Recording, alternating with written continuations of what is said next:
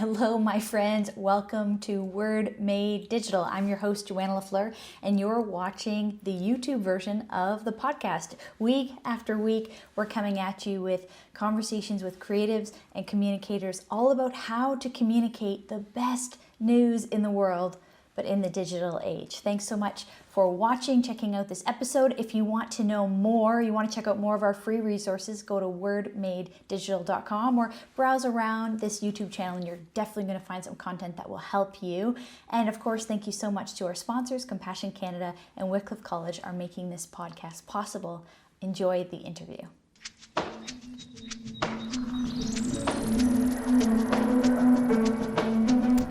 Hannah Brencher, welcome to Word Made Digital. So pumped to have you on the podcast today. Thank you for having me. I'm so excited to dig in and chat. So let's start with introduce yourself to us. Not everybody will know who you are, but there's some really cool parts to your story I can't wait to get into today. So kind of give us a little bit of an introduction to you. Yeah, so my name is Hannah Brencher, and I live in Atlanta, Georgia. I am a writer and a speaker and an online educator. I have a passion for building leaders. I teach classes online about the discipline of writing and also building discipline and consistency in your life in general. And I have a new book coming out, Fighting Forward, and it's my third book. And I also run an organization known as More Love Letters, and we use the power behind social media to write and mail letters to strangers in need all over the world. So I've just been here in Atlanta with my husband, Lane, and our new baby girl. She's 8 months old. So just had a baby in a pandemic, doing the thing. Now, okay, baby in a pandemic. I don't know what the restrictions are where in your area, but have your parents been able to be there or family been able to meet the baby? I know some people their babies have been born, but grandma or grandpa haven't even been able to touch the kid yet.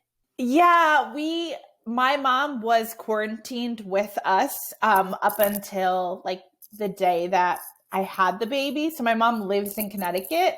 And so she was there waiting for us when we came home from the hospital, but we couldn't have any visitors in the hospital or anything like that. But yes, all the grandparents have met the little baby. Oh, good.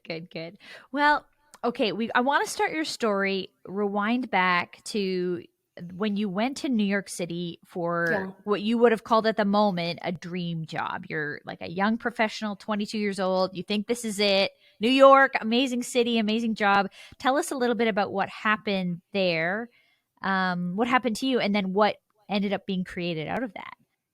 So I moved to New York City for a job that was at the United Nations, which was a dream job for me. I'm very passionate about human rights. I thought that was going to be the 5-year plan, the 10-year plan. Also at this time in my life, I would not call myself a believer. That was something I was seeking, but it was not anything that I look to today, And so I was dealing with a lot of sadness and loneliness. And as a way to cope with that, I started to write letters that I would leave around New York City for other people to find. For me, it was never about anybody getting back to me. I didn't even necessarily want anybody to get back to me. I just wanted to be able to take these feelings and kind of unload them, get them off of myself. And I would leave them in coffee shops and in libraries at the UN, all over the place. And I ended up blogging about the fact that I was doing this. And I said in the blog post, if you need a love letter for whatever reason, I will write to you. I expected I was going to get a few letter requests. I did not expect that over the next 9 months, I was going to write a little over 400 letters to strangers in need. Wow.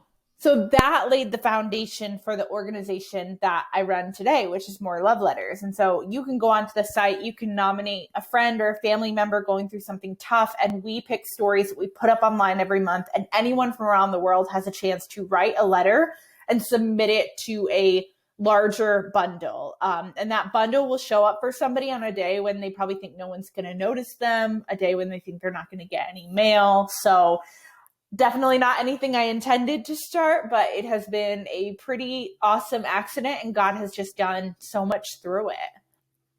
And what do you think it is about? I mean, we're in this digital world. Yeah, What do you yeah. think it is about a letter in the mail that means something? Maybe some of that's obvious to us, but you're really more of an expert at this than most people listening. This letter writing thing. What have you discovered in this old art? Yeah, it's funny to be an expert in this space because like when I talk very candidly about like I don't even really like letters that much or stationery or stamps. That's just like God's sense of humor, but I am somebody who is very passionate about the digital age and social media and how we can use social media to transform the world and do good. And so for me, letter writing, the place that it holds in my story is that growing up, my mom always wrote letters to me and she left them in different places around the house for me to find. And then when I graduated or when I moved to college, my mom would send me letters in the mail to my college P.O. box. And that was the first time I realized like none of my friends got letters. It was just me. And I thought it was just pretty normal that we all got letters. And so it's interesting today, the average American gets like 10 pieces of mail a year. That's not a lot at all. And like, that's like, you mean beyond like bills or something? Beyond bills. Or is that including bills? Okay, beyond bills. Yeah.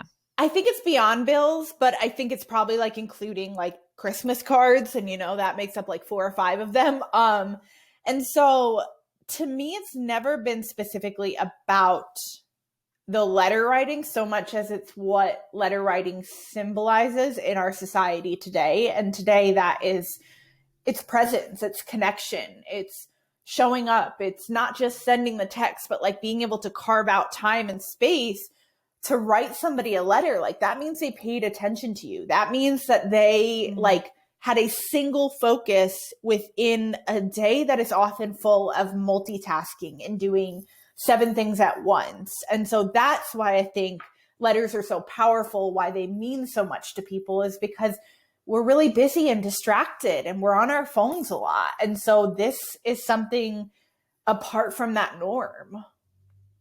Yeah. Yeah, and even just like holding it, that you get to touch it. The tangibility of it, yeah. Yeah, or you could, I don't know, put it on the fridge, or I don't know what people do, put it in use it as a bookmark or something.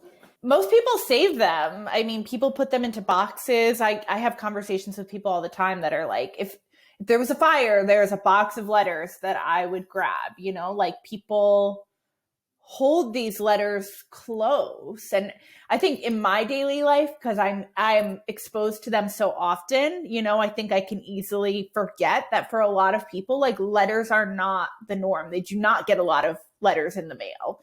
I find that I get a lot of letters in the mail, but that's just part of it.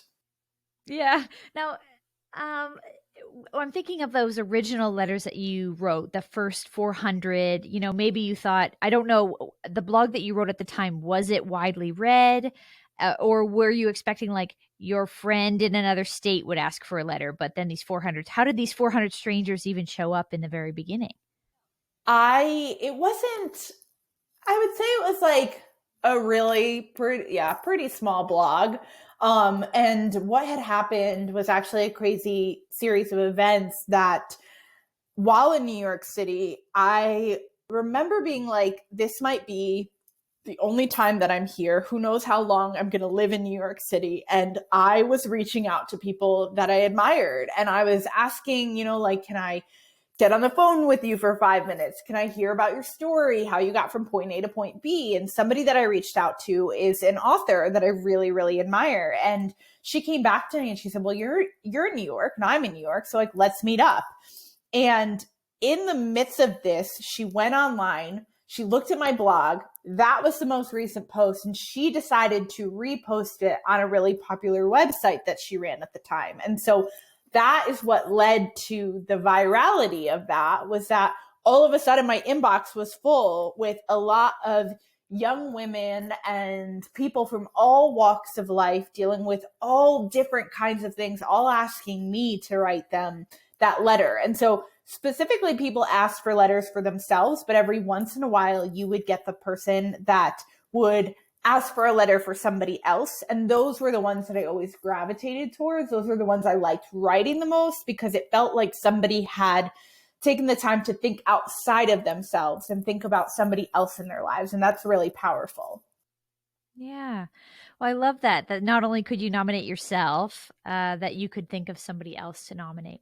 Now, the whole focus, this book that you've written, Fighting Forward, it's really about taking some of these big, bold steps, not letting stuff hinder you. But in some ways, what you talk about is like that open door like really that it was like the timing, what the right person, the right place, the right time, who kind of reposted this, gave you an opportunity. What would you say to others who are like they have something that's small and they would dream of somebody else reposting it in a way that might be influential? What might you say to that kind of a person who's doing the small thing today?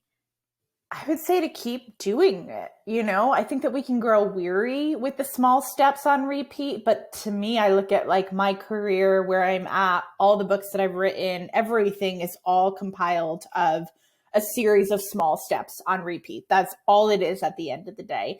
And I think that we so often just give up because we're not seeing the results that we necessarily want, right? Like we're not seeing the overnight success. And there's that quote out there that it's like every overnight success is like 20 years in the making. And so behind the scenes, that person is showing up every day to take on those small monotonous tasks that maybe no one is going to see. So it's like, yeah, I had a very small blog at that time, but I had started in December of that year, and that letter request came up in October of the following year. So there were so many opportunities in that where I could have just said, you know what, it's a small blog, I'm just going to give up on it. Or like, it's not making the traction that I think it should make, so I'm just going to be done with it. And really, that was just the beginning to what was supposed to start. But I think the best stuff starts out small and intentionally, and you learn to take care of it there, so that then when you're given more and more, you still know how to follow through and finish well and start well and all of these things in between. Yeah. I mean, it's this idea I think you write about is starting. Just get Yeah. started. Mm-hmm. I think Yeah. there's sometimes things will never be more than small things. And for all of us, whether there's a piece of our life that's successful or a lot of our life is lived in small things that we do. But it seems like the starting at all seems to be a hindrance to people. What do you think is getting in the way? Like, why are people just like, they have these ideas or these dreams, but they just can't get them out onto the internet or out into their community? What do you think is stopping people? I honestly think it's just I think they're afraid of what other people are going to think. They're afraid of failing and like failing in front of people, and that like, wouldn't it just be easier to not do anything at all? Like, yes, you're breaking your own heart, but like, at least if I am failing myself, no one has to know about that. And I, it's a dark way to look at it, but like, I think about the amount of people that I come across that are like, oh, I want to be a really great writer, but like, they have drafts and drafts and drafts and never press publish, like, or the people that like, they want to start, but they're so afraid of what it would look like to fall on their face. And the thing is, you may fall on your face. Like, that's just part of it. But like, do you want to grow and learn and develop and feel like your soul in essence has been set on fire for something you believe in? Because like, that's the best feeling in the world. And like, when I started More Love Letters, I had no idea that it was going to go global or that it would go global so quickly. I just knew I loved this thing. I was passionate about it. And so I was just going to try to steward that well. And I think too often our generation, like, they want whatever they're going to steward to be seen front and center. And I think that God really honors the secret work that we do when we invest in secret hours, when it's just between him and us. And like that, like when I approach social media or any task that I do, that's the posture that I take on. It's like, okay, God, this is between you and I. So what do you need me to see? What do you want me to say? How do you want me to show up for this thing? And that just helps me keep my gaze on him and not on followers or what the rest of the world thinks or what's sitting in the comment section. Yeah, it's this comment section, whether real, like real people, digital people, or like the voices in our head. There's this Yep. there's this like ongoing comment section that before we even do the thing, we've disqualified ourselves. When I think of this podcast that you're on here, this is season 5. So we've been going for a while, but before we started season 1, there were so many false starts, and I literally recorded episodes that will never see the light of day. Because I didn't have the courage, or maybe even just like the organizational skills, because it's not just recording an interview. There's many other parts to getting this out in the world. And I just didn't do it, or I couldn't do it, or it is very vulnerable, isn't it, to put yourself out there, or to take a risk like that. And who do you think you are to start this organization, to write that book that you've just written? Well, and people want it to be perfect, right? Like they're like, I want there to be no hiccups, and I want my editing to be perfect, and I want everything and that's just not reality. Like, you want to wait on perfection, you're going to be waiting for a very long time, because I think that, like, especially with our brains, like, you can always find something that you would edit or you would change. And so I think you just have to show up and start imperfectly, knowing that you're going to learn a lot along the way. You have this contract in the book that talks about promise me you'll fail. That's the contract. Tell us about this contract. Well, I think it's kind of like what we've been talking about this whole time, it's like, why do people not start? Is because they're afraid to fail. And I think what I wanted to do, especially at the time that I wrote this contract for an intern of mine, I wanted her to know that she had permission to fail, that she should expect failure, that failure just, if we would reframe it, we would have so much to learn from it. And so I'm always trying to like debrief with myself. And, when I finish something, don't just rush to the next thing, but look at it and say, okay, what worked well? What didn't work well? What could we do better next time? And I think, like, so often we're just ready to get to the next thing. Or so often, like we said, like, we don't start at all because we don't want to fail. And so I included it in the book in the hopes that, like, somebody would be able to, like, rip it out, keep it on their wall as a reminder of, like, oh no, like, it's not a bad thing to fail. You actually learn the most through those failures. Right. Well, and I would imagine failing is at least an indication that you're out there, that your skin's in the game, kind of thing, yep, as opposed totally. to like, well, you didn't fail, but you also did nothing. Yes. Yeah, exactly. Like, you failed yourself, like we said. Yeah. How do you, another theme for you in your work, in your life, is around these sort of themes around mental health and mental wellness. Yeah. But there's critics, right? How do you, with these voices, whether in your head or very real in our lives, we have criticism, even self-criticism, and some of it probably is warranted. Not all criticism is bad. Yeah. But how do you balance that? Because it can really get to us. These voices, these people, these opinions can really weigh on us. These hours spent in digital spaces, especially, we see studies continue to show that, and we kind of know in ourselves, they're not really good for our health. So, what are you doing? What are you doing about that? Do you have advice for us in how to battle that? Well, so the first thing that I, apply in my own life is boundaries when it comes to social media. We don't always like the boundaries talk, but, like, at the same time, like, if I'm on my phone 24/7, I'm not able to really pour into anyone else meaningfully, and I'm not able to get recharged. And so boundaries are really important in that essence, especially because like that creates a separation so that I'm not always looking to the screen for validation, for people to love me. Because that's great if people love you. That's awesome. But like, I think at the same time, there are always going to be critics. There are going to be people that want to see you fail, or people that are just going to say really nasty, mean things. And like, I remember like some of the first critics, and it makes you want to crawl inside your own skin. You don't want to show up anymore, but you have to keep going anyway. And you have to realize that a lot of times, say for instance, there's like a troll in your comments, right?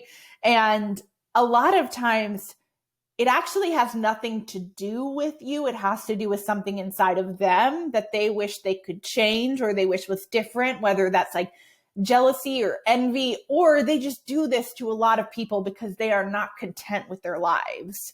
And that's really hard, and something you want to be empathetic towards, because I think to myself, what would have to happen in my life for me to decide I'm going to terrorize people all over the internet? And I think the best thing that I've been able to do is just kill people with kindness. I know that that's like age old advice, but like, I always show up to be as kind as possible to the people that want to try to give me backlash, because I want them to know like, hey, I know you probably want me to like block you from this. And obviously I think people should block people if they're going to repeatedly harass them.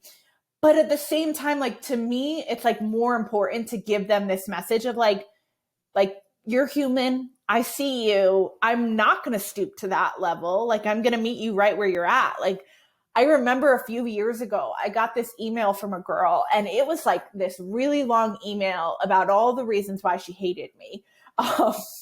And it was just like, I hate you because Did of you this. know her? This is some random person.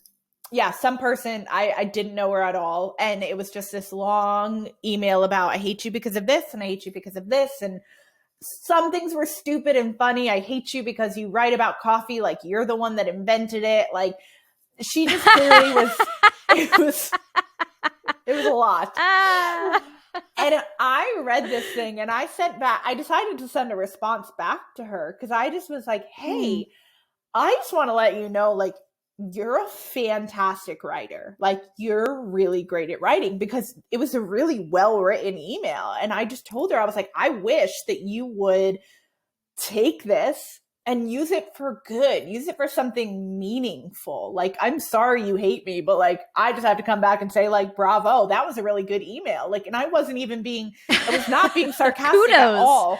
Like, kudos, like you have a talent right there. You need to stoke it.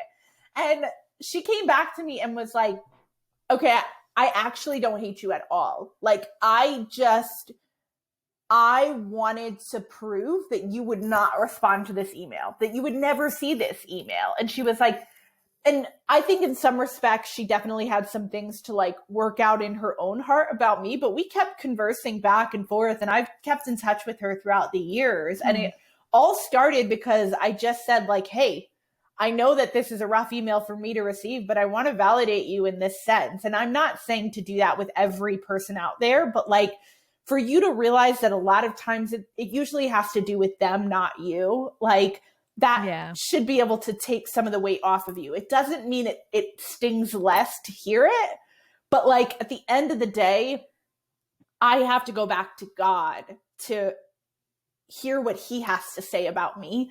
And I have to take all the noise and either learn to turn it down or learn to bring it to God and say, okay, like, this is what I'm believing about myself. Is this true? Is this real? Like, what truth do you want me to hold on to? I'm fine to trade this in. Oh, I love that. Trade this in. I'll trade this for what God says. Is that what you mean? Do like an exchange. Like an exchange. Here's the rant about how I invented coffee. I'd like to trade that.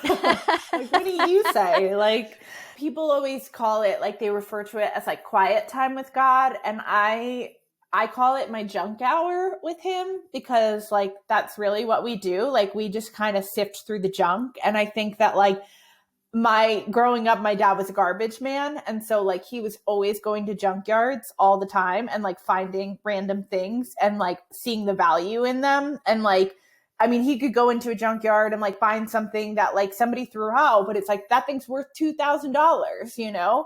And so that's the picture I always get in my head of like, that's what we do. We sift and we sort through the junk. And then God shows me like what's actually valuable and what I need to hold on to and what I need to let go of. Right. Okay, I think that's a great transition because what it leads me to think about is you as an in writing as an I'm thinking about what is the difference between editing and critique or where you're talking about going to the dump and finding some treasure or finding some gold there, but that's there is some gold, but what's the difference between editing your work and critiquing your work or having someone else as a professional editor versus a critic? So you mean like kind of like an unhealthy critic? Yeah, maybe. Because I mean, even a critic though, some probably something of what they say is maybe true. Yes. I mean, I love that idea of like we want to welcome criticism because actually some of it might be something we need to receive. We don't just reject all of it. That there might be some truth to it.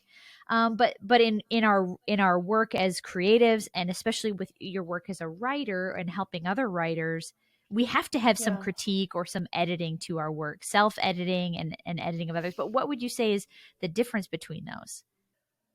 Well, so I mean, and I could be wrong on what the difference actually is, but when I think about like the editing process, like the editing process to me always comes before the final product. The critique usually happens afterwards, right? Like after it's already been put out there. And so when it comes to editing, like for a book, for instance, like my editor will go through this book 3, 4, 5 times. And what I love about that process, I used to hate the process. Now I love the process because her end goal is to make me a better writer. And so she, having produced many, many books, is able to say, these are the best practices for the kind of book that you want to produce. And so her years of experience get to meet mine, and to edit something means that there's still time to change things. Like I think a lot of times with critiques, there's already been a finished product. And so the result is I have to take this and I've just got to find the truth in it, like you said, and maybe carry this into the next thing that I create. And it's this idea that there will be more to create, and those critics can come in to help make us better. You know, I don't know why I keep thinking about like Dancing with the Stars, but I watched it this past season. And if we're getting literal, you know, I think the editing process of that was probably like the many hours spent in the dance room. But then when you get to the judges, they are the critiques. And if you get to move forward into the next round, you need to take their critiques, take them to heart, and take them back into the editing process. Oh, I love that metaphor. The editing is what's happening in all your rehearsing, but then the critique happens at the performance level, where it's out in public, and you're inviting critique actually, because you chose to bring something into public. Yep, you put it out there, but you did some work secret behind the scenes. Yeah, that's a really great metaphor. If you're like publishing a blog post, like what people will critique that. They're not going to edit it for you. The editing needed to happen behind the scenes if you actually did the editing. And I would also tell people that if you edit more, you'll have less critics, probably. Yeah, that's probably true. Now, in the world of writing, I mean, the process for a book to be published it takes a few years, to work that process out. But a blog post or digital writing, it can happen, in 30 minutes. You write something and it's out in the world. 5 minutes, you write something and it's out in the world. What kind of advice would you give to people then who are in those shorter turnaround times, to become better at the craft if they're not through like a 2-year editing process with a professional? How do you do that better? Or how do you not say crazy stuff on the internet? Have some friends vet that stuff. I mean, I always say, like, especially with me, like in my writing process, if I ever feel like something is really kind of like heavy or vulnerable or makes me really nervous to put it out there, I will always vet with somebody else just to make sure, like, hey, like, do we think this is good? Do we think I'll regret this if I put this out there? But I look at everything online that isn't like a long form type thing. Like I would say like a book is obviously a longer project. Or if you're going to write like a Bible study, that's a longer project that like is going to take rounds of editing. When it comes to the stuff that we're putting on the internet, I do think we want to show up with our best foot forward, but I also like to view that stuff as practice. And if I can view it as practice, then I should be practicing as much as I possibly can. That every thing that I put out there, every time I go live, every post that I put out there, it doesn't need to be the most perfect thing in the world, or else I will not put it out in general, right? I think that people want that nitty gritty unscripted version of you. And like when I look at it through the lens of writing, every time I publish a blog post, like that's practice. That's me honing my voice. That's me figuring out what my readers want to read and what resonates with them. And so if I can look at it through that lens, I'm able to create so much more freely and frequently by saying, okay, no, I'm going to show up to practice as much as I possibly can. Some stuff is going to stick. Some stuff it's not going to. And you can't predict that, because I will always say that the things that take me 10 minutes to write are the things that people are like, this is amazing. Oh my gosh. The things that you work on for like a day and a half, it's like crickets. Like, oh God, no one liked that at all, you know? And so you just never know. So why not just put it all out there? Yeah, and you know, it's that tricky balance too. I imagine if you're trying to be a writer that's more professional at some level, Mm-hmm. you want to write what you want to write and hope it finds an audience. But another level, like, well, if you want to sell your writing in some form, Yeah. there's that trick between like you're not trying to cater, you're not trying to like bend to an audience. You want to build an audience, but like Yeah. I guess I'm trying to say that how do you go between those two cliffs of you want to be authentic to yourself and find your voice, but also you have to find an audience and not make them angry all Yeah. the time. That true, right? And well, and some people like that's their job is to make people angry, and that's their brand. So more power to them. Yeah, But true. um for me, like I can only speak to my own experience that like the way that I craft words is that I'm always hoping to encourage and edify people. And so it's very helpful for me to know what my audience does want to hear and how I can write words in order to encourage them in those directions.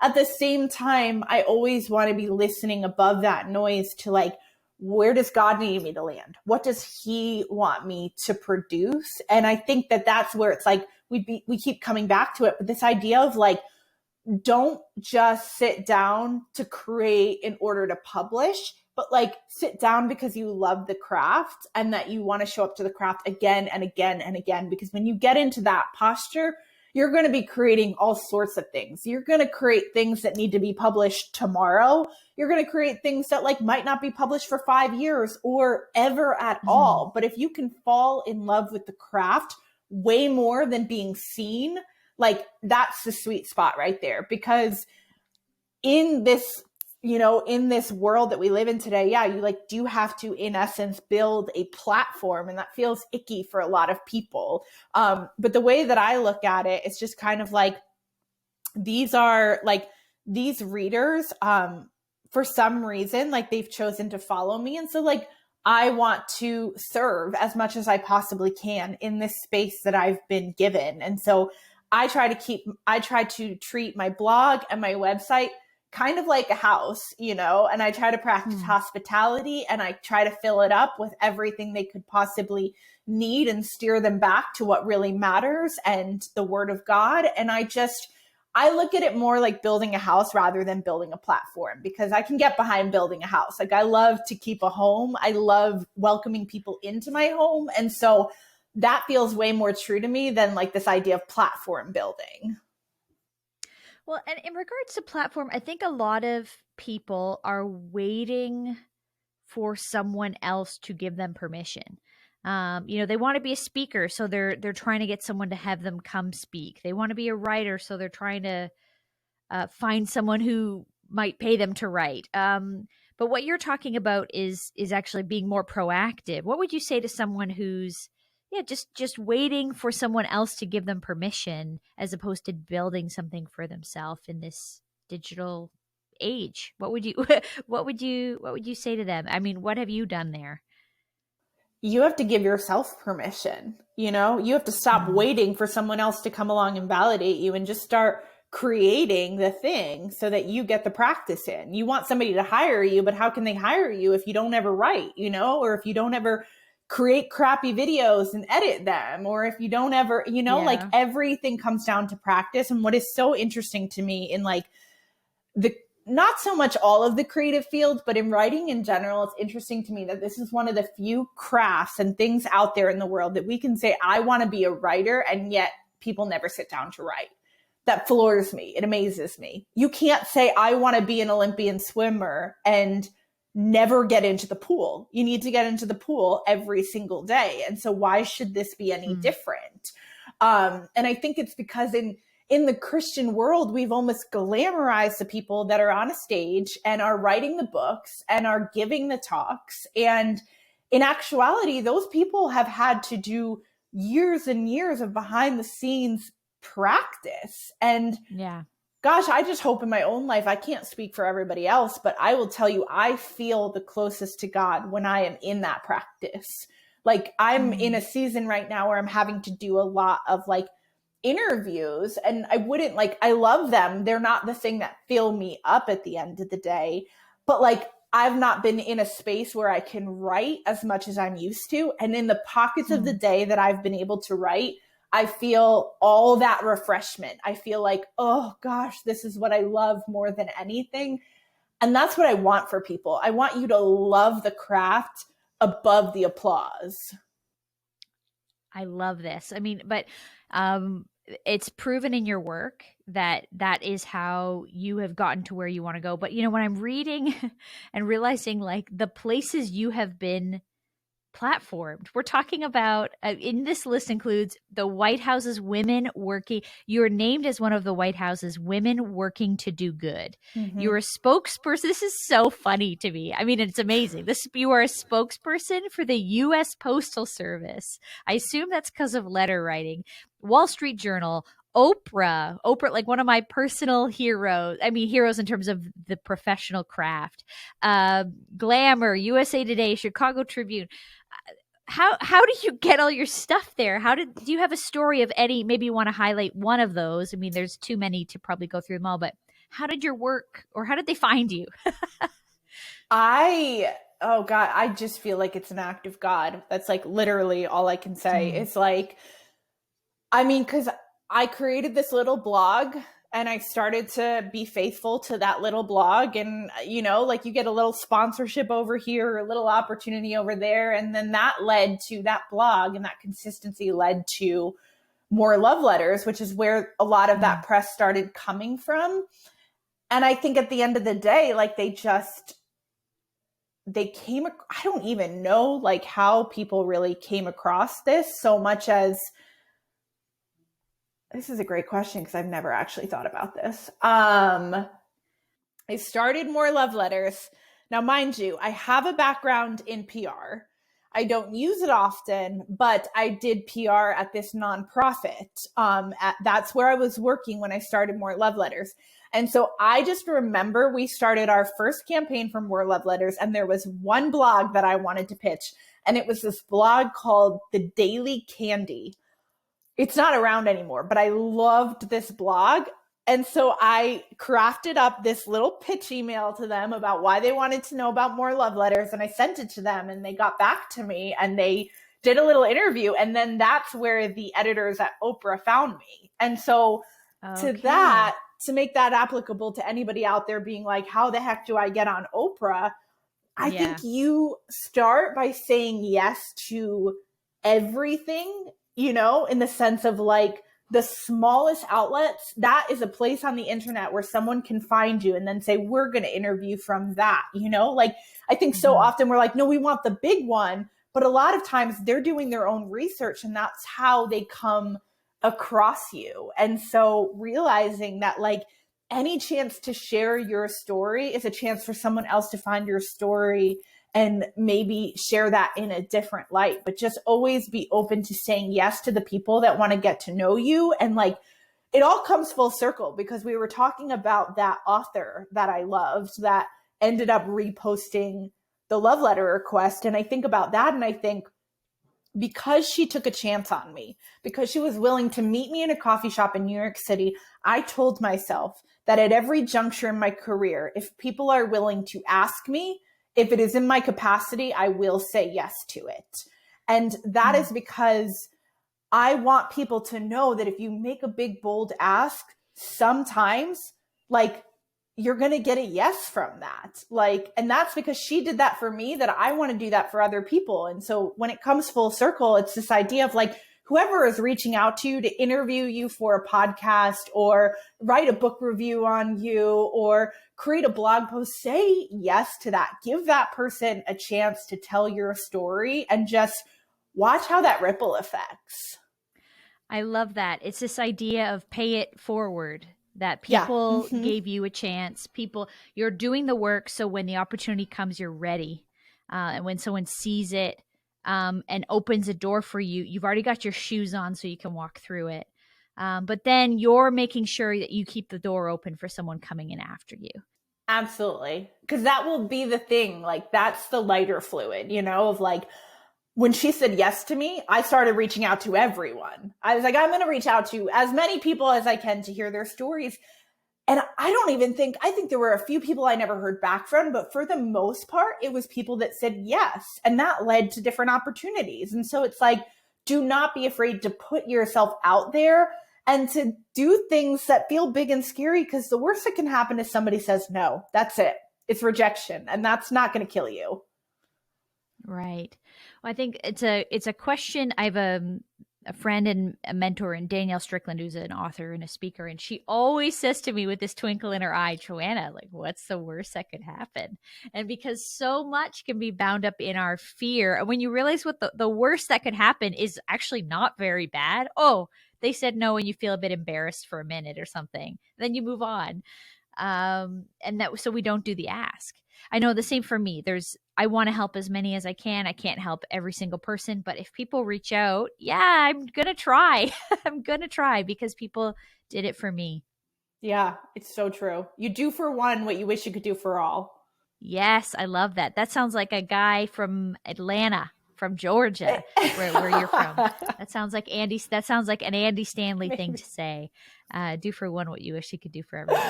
Oh, I love that. I mean, all to say, I think what you're doing and the work that you're doing is inspiring. And this conversation is going to remind people listening to get up, do the work, knock on the doors, give it a try, keep practicing their craft. If they're a writer, a speaker, whatever their craft is as a creative person. And so that when these opportunities come, we're ready for them. But also when we see someone we'd like to ask for an opportunity, we have something to show of ourselves. Yeah. Yeah. That we're not, we've done some of the work. I've been working. I've been prepping. Yeah. Yeah. I love that. If people want to find your book, you do work with writers, and you have this amazing new book that's just coming out. People are thinking right now about this expression. Maybe we should talk about it for a second. This new year, new you idea, and why you think it's a bunch of crap. As people are coming here into this new year, and they want to get more of you, I'd love for you to tell us where we can get more of your content. But before we do that, could you just really quick give us a synopsis on what the new year, what you would do in exchange of new year, new you? This year was the first year that I actually tried this out, and it proved to be effective. But instead of setting a bunch of resolutions, which I think we all do, like most of us, or else we're like gung-ho, like no resolutions at all. I decided what are some rhythms that I want to introduce into my daily life, my weekly life, and my monthly life. And that to me has been much more effective than making a list of resolutions that I think by the stroke of midnight will change me, And so I would tell anybody, like, hey, like, if you want to set resolutions, that's great. Do it. but check into yourself 2 weeks later and a month later and 2 months later. Just because you fail in the month of January doesn't mean you should give up for the other 11 months. Like, keep coming back to the things you said you wanted to do and keep tweaking that and editing that so that you can actually go through a transformation process. It's not just, I made a list in January and I failed by January 10th and now it's over, you know? The magic is in that consistency and that behind the scenes work. So that's what I would say to anybody in that new year, new you mindset. And if you want to read any of my stuff, it's over at hannahbrencher.com. There is a page there for the book Fighting Forward. And Fighting Forward is at bookstores, Amazon, shop local, support indie, anywhere that books are sold. Awesome. And just as a quick thing for your writing coaching, is there something coming up? I don't know if you do it in cohorts, but is there something coming up if people want to jump into it before they miss it? Because that's part of their resolutions into 2021. Is there something that you want to highlight there? So we're actually going to be, I teach this course once a year. It's called the Year of the Book for people that want to make this the year of the book. And actually this year it's going to be coming out in March. So there's plenty of space to get on board. Great. I decided to wait a few months just because of everything that has happened with our pandemic, and people might need a few months to ease into the new year. So you can join that course up until March. Yeah, awesome. And I mean, there's so much going on with you. I want people to find your Instagram. People are going to find your website. It'll all be linked in the show notes. And Awesome. Hannah, just thank you so much for joining us. Thank you for having me. Inspiring life that's impacting others. And you get to use your gifts of writing to really to tell people that they're seen, that they matter, and that their work matters as well. So thanks so much for being on the podcast. Absolutely. Thank you for having me. It's been great.